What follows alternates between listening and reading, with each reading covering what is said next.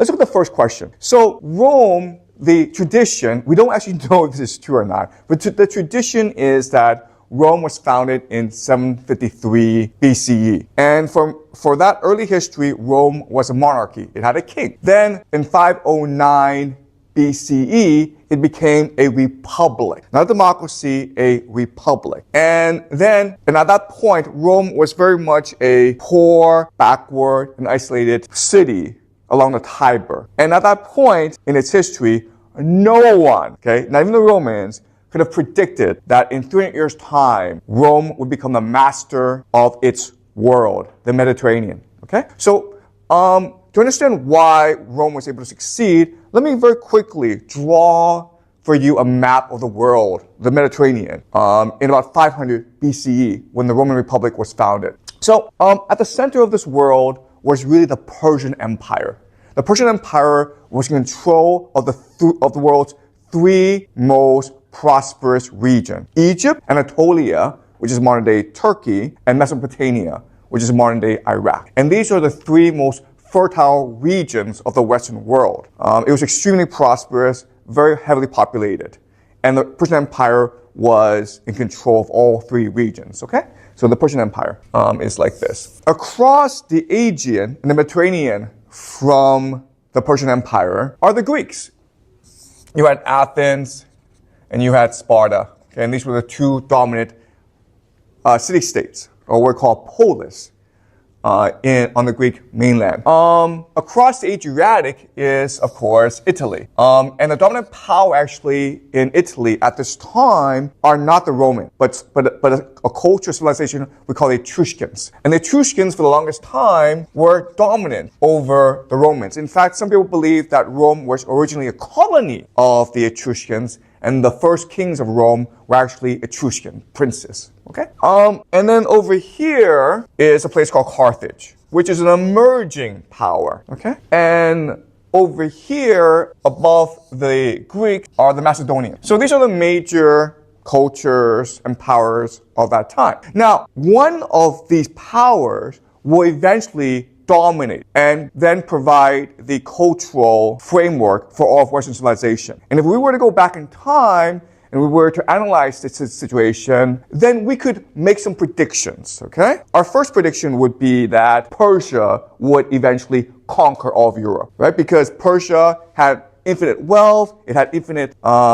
resources, it was a superpower that was intent on aggression, okay? And in fact, as we know, eventually it will launch an invasion of the Greek mainland. Okay, so if we were to predict or guess who would dominate the world, we would think it would be Persia. That's our first guess, okay? But let's just say, then who'd be second? Well, we would think that either Athens or Sparta would be second. Why? Because Athens has a navy, and it is a really powerful navy. And at this time, Greek civilization, it's really growing. Okay, so we would guess Athens or Sparta. And remember, Athens has a navy, but Sparta is really a military hegemon. It is focused on being a military powerhouse. And it has really the best military in Greece at this time. So our third guess might be Sparta. Then we could guess Carthage. Why? Because Carthage is strategically located in northern Africa, which gives it access to all trade routes in Africa, over here, into all of Europe, and then back to the Mediterranean, okay? So Carthage would also be a good guess. We would not guess Macedonia, okay? Why? Because Macedonia is a poor, backward kingdom north of Greece that's being controlled right now by the Persians. We would never guess Macedonia. But then there's one city that we would never, ever believe could dominate the world, and that's Rome, okay? Rome would not be on a list. Macedonia might be on the list because it still has a strategic location, it has a very militant population, but we would never, ever guess Rome. Now, what's funny about these predictions, of course, is that eventually, Rome does conquer the entire Mediterranean world, and it becomes the superpower of its time, and then it develops the cultural framework for all of Western civilization, okay? But not only that, but close to Rome is Macedonia. Because remember, Macedonia is where Philip II builds the world's most powerful military, and where Alexander the Great comes from to conquer all the Persian Empire. Okay? So it's very strange that the nations that either are not on the list or are at the bottom of the list will eventually conquer the world. All right? And this goes back to our first class where we talk about the oceanic currents of history, how empires are destined to fall, to decline, but in the process, they energize these borderlands and empower these borderlands to rise and eventually, over time, to overwhelm the empire, okay? So this was true for Macedonia, and this was certainly true for Rome, okay? So this fits into our pattern of the oceanic currents of history. So there are many different reasons why Rome would eventually win out over its competitors in the Mediterranean. What I want to focus on today are the cultural reasons. So my argument today is that Rome, in opposition to its enemies, developed a cultural system that allowed it to triumph over its enemy. This cultural system made it ideal for military competition against its major enemy. Okay? So let's talk about this cultural system. And to understand this cultural system, I will compare and contrast it with the Greeks, who are basically the most culturally dominant people in this area at this time. Okay, so what do the Greeks believe in? Well, the Greeks believe in three things, okay? The Greek system. When I mean Greeks, I basically mean the Athenians, okay? Because the Athenians were the culturally dominant nation in the Greek world. All right, so what do the Greeks believe in, and how were the Romans different? Well, first thing to understand is that Greeks were culturally dominant.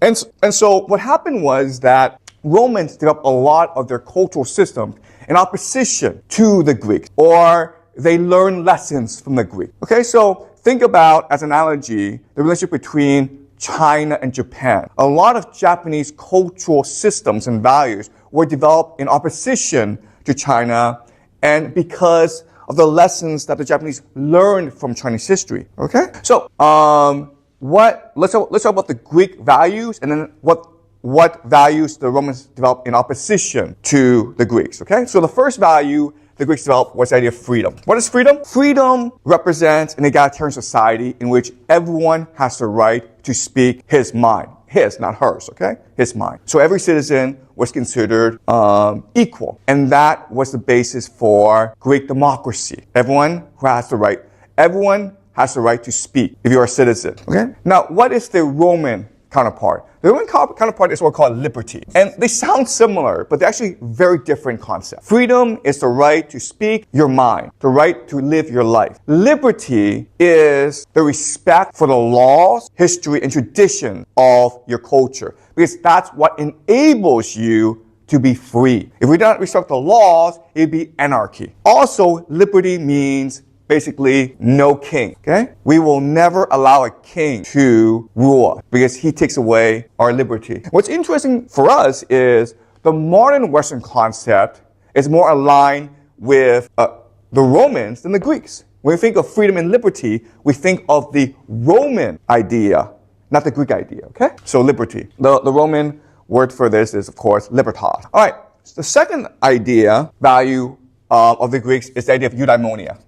Eudaimonia is the pursuit of human flourishing, to be the best that you can be, to be better than your peers, and to win respect for your peers, to seek glory, to seek honor. So let's go back to last semester and think about Achilles in the epic, the Iliad. Achilles was in Troy not to win glory for the Greek people, but to win glory for himself. He was extremely selfish. He was extremely competitive. And he was so competitive that when he abandoned the battlefield, he basically asked his mother, Thetis, the goddess, to get Zeus, the high god, to favor the Trojans, okay? This is treason. This is sedition. And for the Greeks, this is good, because what's important is to win eudaimonia. You, in order to achieve eudaimonia, can do anything, because that's what matters, okay? And the idea of eudaimonia, if you think about it, it's what led to Greek creativity, because everyone saw society as a competition, and they want to be the best, okay? But if you think about it, it also leads to corruption and selfishness, okay? So the Romans didn't like eudaimonia. But instead, their highest virtue was the idea of re publica. And this is where we get the word republic from. ka means for the greater good, for the public virtue. So what's important is not that you win glory for yourself, but to sacrifice yourself for the greater good, for the good of Rome. That's what made you a good person, or the best person, to fight and die for Rome. And the third value for the Greek that mattered was the idea of arete. Arete just means excellent. So even though Achilles was a jerk, the Greeks still admired him. Why? Because he was a great soldier. On the battlefield, he was fabulous. He was excellent. And therefore, he should be admired. Okay? The Romans didn't like this. Okay? They didn't want people to outshine everyone else. So they prefer the concept of piety. Obedience, loyalty to your fathers, to Rome, to the god. Piety is what mattered. The highest virtue in Rome is not arete, it is piety. And again, a lot of Roman values was developed in response to the Greek, especially to the Athenians, okay? Because remember, the Athenians in 480, they defeated the Persians. And the Athenians became basically an empire. And they were the dominant military force in the Mediterranean and the Aegean, all of that time. But 80 years later, 400, they had been decimated. They had been destroyed. They fought against Sparta in the Peloponnesian War and they lost. The Romans witnessed all this, right? Because they were just across from the Adriatic. They knew all of this. And so they were determined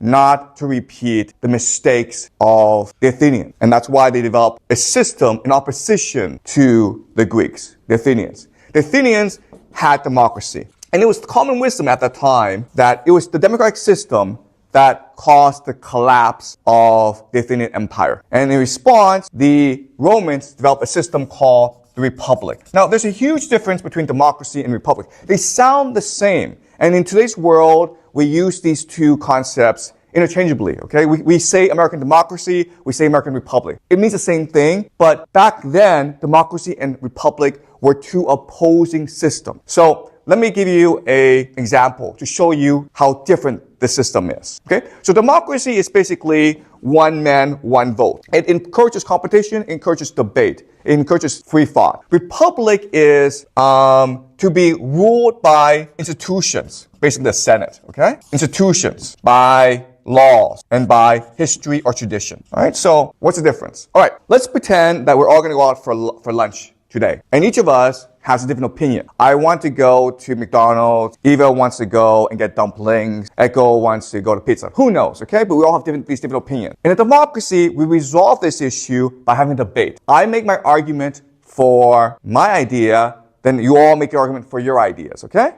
And then we vote, and then majority wins. Simple, right? Okay, a republic is different. A republic, you make your decisions based on tradition. So for example, today is Thursday. And for whatever reason, we don't know why, but every Thursday, we go out to get dumplings. So, guess what? We just go and get dumplings. We don't ask why. We don't even know why. We may not even like dumplings. It doesn't matter. What matters is you respect and follow the tradition set by your fathers. Okay? Does that make sense? Now, what's interesting is these two systems have benefits and consequences. And it's the idea of the republic that allows Rome to eventually conquer the entire Mediterranean. And the reason why is the idea of a republic solves a problem that democracy cannot solve. It's the idea of citizenship and identity. The way you organize your society is basically through citizenship. Okay? Who gets to be a citizen? Who doesn't? In a democracy, it's actually very hard to be a citizen. Because if we are having a debate and competition, we don't want others coming into the system, right? There's 4 of us in the classroom, we debate. But let's just say we let in 5 other people, and these 5 other people all love noodles. Guess what? We're stuck going to noodles every day, right? So we don't want newcomers. And that's why the Athenian Empire fell. The Athenian Empire had to fight these wars to protect its empire, but in each battle, it had to lose soldiers. Even if you win battles, you have to lose soldiers. And it could not replenish these soldiers because it did not want foreigners to become citizens. Does that make sense? But in a republic, you do not have this problem, right? If we are a republic, and we're all stuck going to noodles every Thursday, we let in 100 people. Doesn't matter. We're all going to noodles, right? It doesn't affect us. So the beauty of a republic is you can allow immigrants and foreigners to come into your system which allows you to replenish your military. And they become citizens if they are willing to fight for you, and if they're willing to follow your traditions, your customs, your history. And it's very similar in America, right? In China, how are you a citizen? Well, you're born here, and both your parents are Chinese. And that's it, okay? There's no other way to become a Chinese citizen. But in America, you can immigrate and just say, I swear to obey the Constitution. I swear to protect the Constitution. If you say those words, you can become a U.S. citizen. Okay? So that's the power of the Republic.